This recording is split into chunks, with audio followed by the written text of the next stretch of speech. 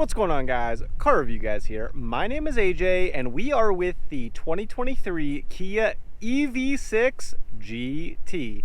This is going to be the full review. The next video is going to be 5 things to love and 5 things to improve.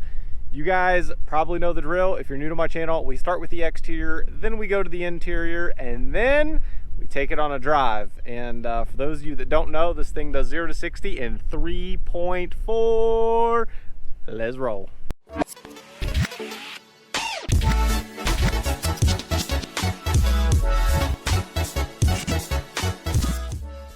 Starting off with the exterior, as you can see, it is very sporty looking. Up front, you've got some 15-inch rotors and 4 piston calipers, and the tires all the way around are sitting at a 255/40/21. I'm going to spin this for you guys for just a second. Hopefully you can see it on the tire right there. And right up front, you are going to have LEDs everywhere, low beam, high beam, and runners. Looks really good. And of course, you've got I still call it the new Kia emblem, and it's like a brushed aluminum type of look on there. I'm not sure if you can tell, but it looks really good. Now, also in this vehicle, there is a frunk, believe it or not. Now, mind you, it's like 0.9 cubic. Let's see, pop it here.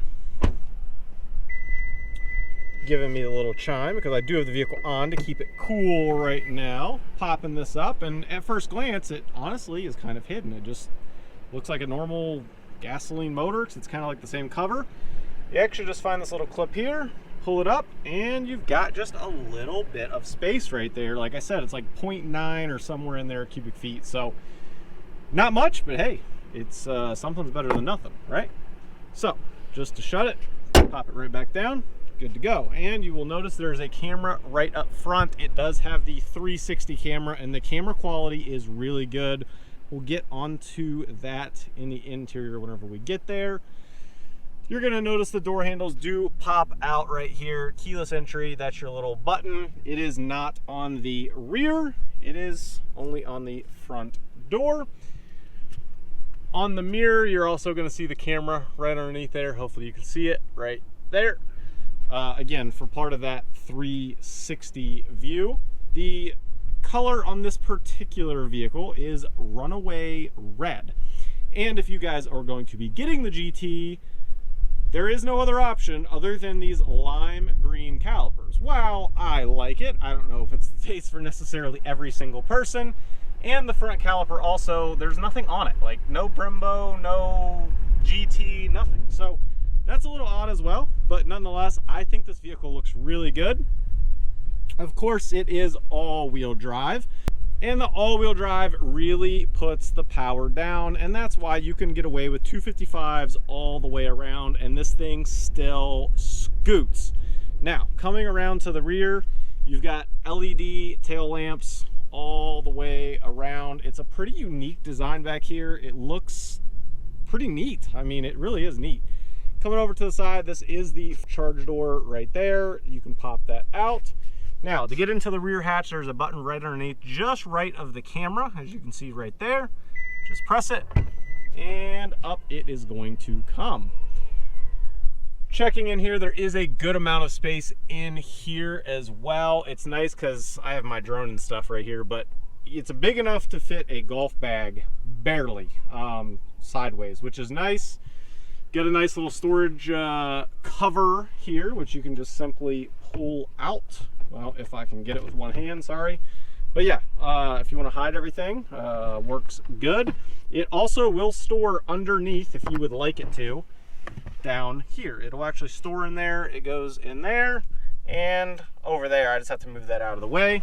But nonetheless, it does fit in there, which is neat as well. Let's make our way on into the inside. Now, you guys know, or if you're new to the channel, I always test, is it easy to get in and out of a vehicle or not? Now, Kia claims this to be a crossover. I'm not gonna lie, to me it's a car. To me it is a car.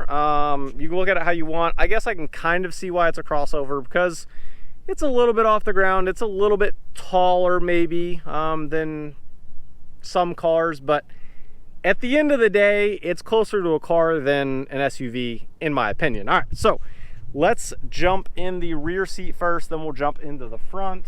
So stepping in, you do have to duck a little bit in this vehicle. I'm sure you just noticed. Decent amount of duck, but as far as getting in height-wise, the height sits up a little bit higher than your average car, so it is pretty easy to get in and out. And to note, not too high. Now that we are in the rear seat, you will notice over here on the left-hand side, there is 2 levels of heated seats in the rear. You have your own vent on both sides, rather. You do have a sunroof up here. It is not panoramic, so there's nothing back here for you. You do have some LED lights, which are nice bright white, which is nice to have. Coming down here to the center, you do have a little armrest that folds down, of course, and this is the first time that I have seen this. I'm not saying it is the first, but it's the first time that I have seen this. Check that out. It's like multifunctional. To me, that's pretty cool. That's smart, because now if you have something different to set in there, your phone, whatever, you can just set it in there. Pretty cool. Now the seats are leather along with like a suede microfiber. You'll notice you have, just like the calipers, to notice that it is special, this like lime green stitching, and it looks good. It feels quality. It really does feel quality. I love the look and the design of it. Yeah, it looks good. And from sitting back here, you can see you got the little points for your harness here for driver and passenger. And there is a ton of space back here. Looking right here, I mean, I am 5'9", tons of space, and then even headspace. I'm wearing a hat, and I've still probably got about 3 inches of headspace at 5'9", so pretty impressive room in this thing for sure. Making our way up front, let's do the test here and see what this is like. Again, very easy to step. Coming down. Yeah, pretty easy to get in and out. The only thing to note is on these front seats, you do have rather big bolsters. You'll see here and even down right here, pretty big bolsters. So you literally are gonna sit just like this, to where your leg is on the low side of the bolster, and then this is really high. I mean, it literally takes my whole hand to grab it, so it's that deep. So just keep that in mind. And then getting your leg around, no issue. A lot easier to get into the front than into the back as far as like ducking. So if you struggle to duck, the front's way easier than the rear. And right before we shut the door, you're gonna notice it has the upgraded sound system of the Meridian surround sound. And over on the left door rather, you've got all of your window switches and unlock, lock, and mirror, which is pretty standard.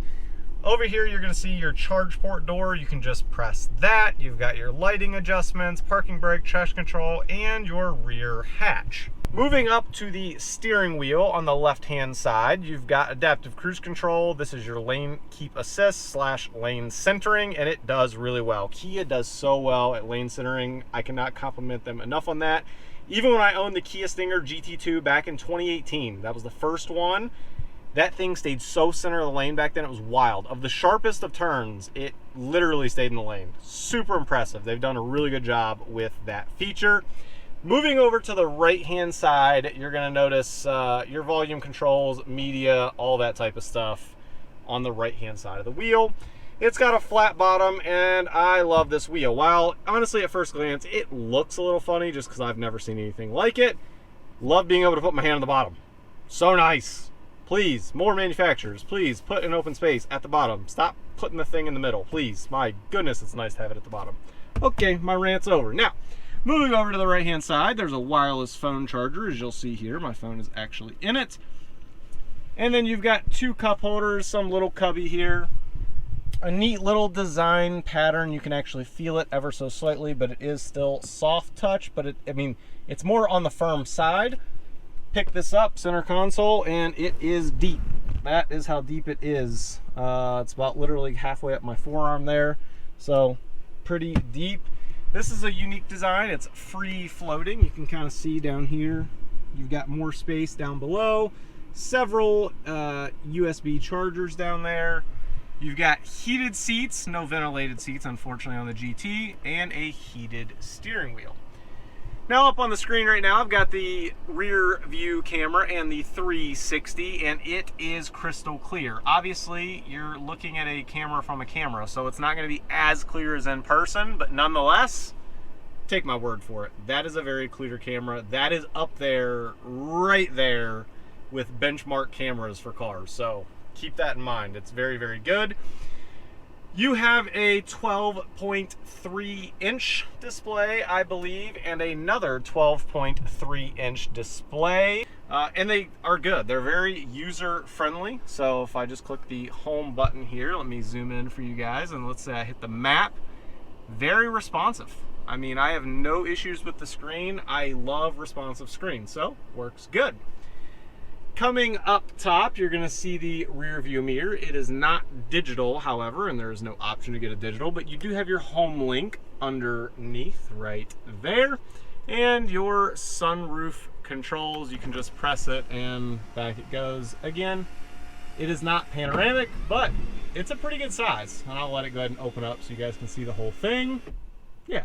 Not bad. Pulling out the key very quickly, it has the same style as really, I believe the Stinger started this because it's pretty similar to my 2018 Stinger that I owned. And then on the side, you're going to notice remote start, and then you've got the park assist there. So it'll actually, you can pull it in and out of spots with a key if it's a really tight spot and you can't get your doors open the way you would like. So, and before we take it on a drive, let's go through some of the stats and figures. So going over some of these stats and figures, it's pushing out 576 horsepower. Did you ever think a Kia would say 576 horsepower? Nah, I didn't think you did. So long story short, 576 horsepower, 545 pound-feet of torque, 1-speed automatic. Again, it's all-wheel drive, which I've already gone over. You can get this thing from 10 to 80% charge in 18 minutes with a fast charger. That's pretty quick. That's respectable. I am pretty sure that is literally industry leading right there.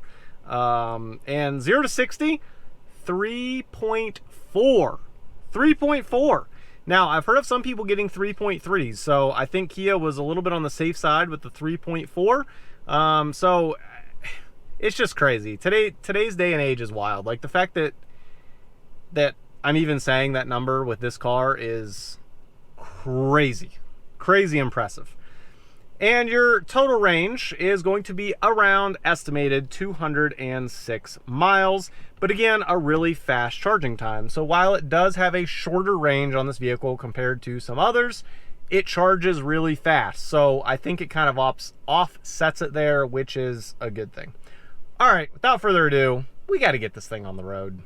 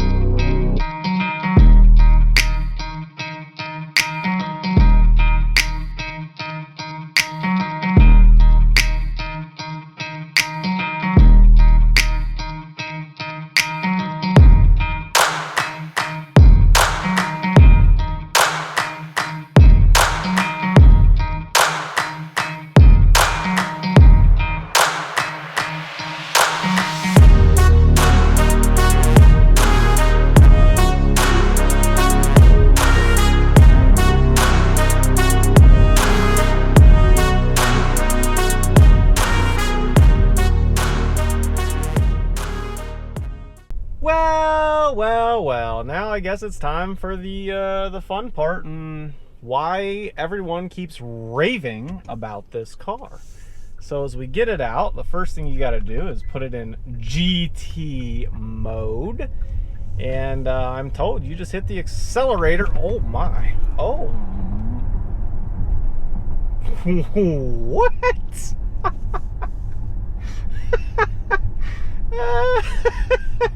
Wait, just wait a minute. Like, hold on. Like, I'll take this off for just a second. Like, I don't know if it helps show, like,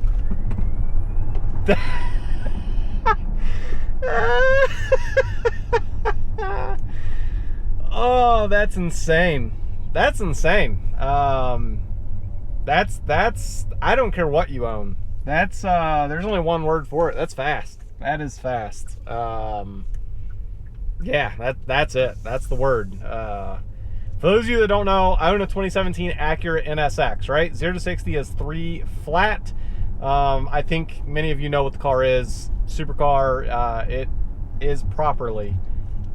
This, it'd probably give that a run for its money. I'm not gonna lie, because the torque in this thing is so instant. That is wild. Again, 576 horsepower. Yeah, it's every bit of it for sure. That is so impressive. Now, for the other portion of this, right? Because that's not all this vehicle is. While it's absolutely wild, let's put it into normal. Put it into normal here, and just cruise along. I can feel definitely the suspension changing there in normal. It's a little softer, which I think is a good thing. I don't think you want it like real hard all the time by any stretch. Let's see, all-wheel drive in normal. We need to go just a little bit here. Oh man, no problem. Even around the turn right there, just held well.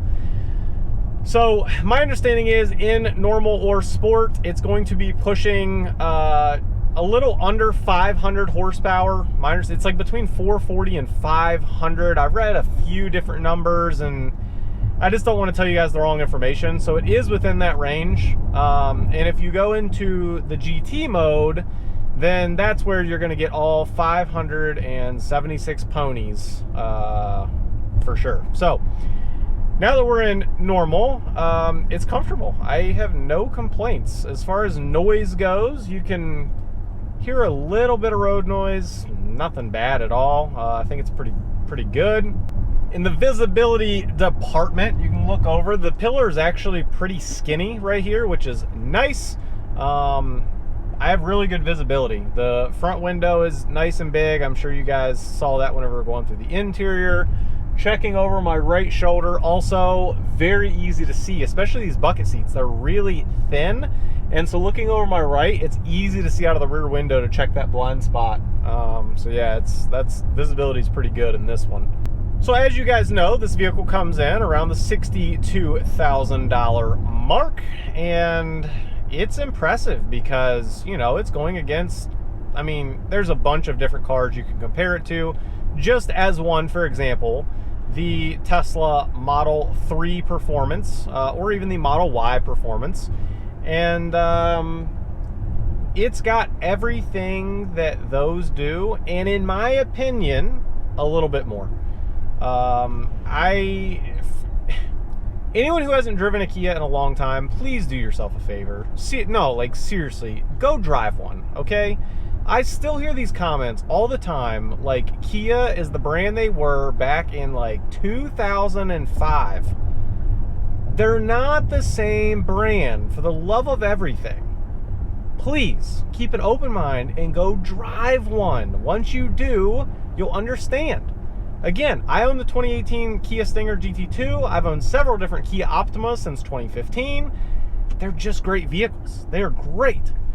Now, as my turn signal just turned on right here, it shows up a little indicator on your dash of your blind spot. So down the side of your car to make sure you're not going to hit anything. So that's pretty cool. I've seen that before. I want to say on a Honda, maybe. Pretty sure it's a Honda. That's a good feature because, again, I just went over visibility, but nonetheless, it's still there if you guys somehow do have an issue with visibility. Can't imagine you will, but if you do, hey, it's there. Now, as we talk about charge in this, again, it is one of the industry leading in charge times, going from 10 to 80% in around 18 minutes on a DC fast charger. And again, you're going to get around 206 miles of charge. My charge will be a little shorter this time around, and that is because of this car is so addicting. It is so addicting because it's not even 0 to 60. Like, even like right now, okay, we're doing 30 miles an hour, okay? I will put it in GT mode. It is in GT mode, and literally, it's just instant. Back to normal. Okay, so that's why this thing, oh my goodness. And it is a bargain. It's a bargain for $62,000 to have a vehicle that is this quick, and it's nimble too. Like, when it comes to suspension, like, it is nimble. There was a little ground squirrel on the road. I was checking it out, little fella. But yeah, like taking a left, taking a right. I mean, it's good. Now, speaking of turning, there is a way. I'm not gonna do it, as this is a press vehicle. And we are not at the track, so it would not be safe out on normal roads. But there is a way to actually get this vehicle into drift mode. And that way you can break the rear end out, have a little fun maybe at the track day, and then you can drive home and you're comfortable. Because these seats, okay, I've talked about their buckets, while if you are a larger person, they may not be as comfortable. I'm just going to be honest, because they do have big bolsters. I mean, that's just, they are. But I believe, I mean, I could be wrong, but generally across similar brands, it's like really like the same parts. My background's supply chain in automotive, so that's generally the case. With that said, I believe these are the same seats as what's in like an Elantra N, or the N series for Hyundai. But so if you've sat in those, you'll know. I mean, I'll just tell you that they feel really similar. So if they're not the same, they're pretty similar. But if you are just normal size, I will say, you're going to be comfortable, because the padding is enough, but also this vehicle is nimble enough that you want the support, so you're not constantly being rocked back and forth. Now, again, this is considered by Kia a crossover. With that said, in the crossover segment, there is like, it's insane the amount of performance for this thing, right? But in the car category, for the suspension wise, I would say it is really good. I mean, I wouldn't say it's the best, but it's really good. And in the crossover segment, I would say it's the best. That's my opinion. From everything I've drove, this is the best, period, in the crossover segment. So depends on how you want to look at it. Either way, I would strongly encourage you, especially if you're considering one of these and you're watching this video, go drive one. Now, as we're coming up to a stop sign, we're going to turn on level 3 of the regen braking. And if you go to level 4, which is max, it is called the I-stop, which some of you, or I-pedal rather, some of you are going to know more as a one-pedal operation if you are familiar with EVs. So you literally just use the gas pedal 95% of the time. It's very odd to get used to at first, but once you get used to it, it's pretty nice. And you're gonna go, well, for those of you that are new to EV, I know the typers are coming. That's stupid. That's dangerous. Listen, when you're sitting in a drive-through, now I don't have to have my foot on the brake. You know why? Because it's automatically applied. All I need to do is just keep touching the gas pedal whenever I need to go forward. Other than that, it stops. It's nice. It's nice. I'll be the first to admit. And again, guys, you guys that have been on my channel for a while, you know I'm not a huge EV guy. That is no secret. You can go through, I am not a huge EV guy. Okay? So the fact, when I give credit where credit's due, I will. And this car, I'm giving it credit because it's insane what this car is. I mean, I'm impressed. I will put it that way. I am very impressed. So if you're hugely against EV, just go drive it. I mean, that's all I can really say, because it will change your outlook on it. So that's all I can say. All right, we have gone through the modes and how they change the steering and the throttle response, and we've gone through visibility, and we've gone through comfort and how ridiculously addictive and fast this car is. I am going to wrap it up with that, because you just can't get much more bang for your buck. I mean, this thing's quick. You've got, like, out in front of me, even besides the screens that I've already mentioned, you've got augmented reality heads-up display. Like, it is wild how much you can get in a car. And it's a good price, especially for an EV with a 0 to 60 of 3.4. Hopefully you guys enjoyed today's video. Please like, please subscribe, and as always, I'll catch you guys on the next one. Peace.